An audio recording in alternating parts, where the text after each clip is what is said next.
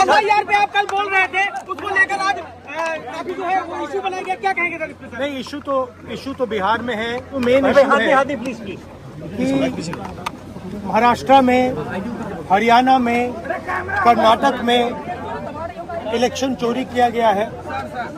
हमने black and white सबूत दिया बेंगलोर सेंट्रल का। आने वाले समय में हम और डायनामिक एक्सप्लोसिव आपको सबूत देने वाले हैं। पूरे देश में नारा चल रहा है, वोट चोर गद्दी छोड़ का नारा चल रहा है। बीजेपी के लोग आग जैसे फैल रहा है, क्योंकि सच्चाई है और हम आपको दिखाएंगे। हिंदुस्तान के युवा, आप अच्छी तरह सुनिए, सच्चाई है कि वोट चोरी करके सरकारें बन रही हैं।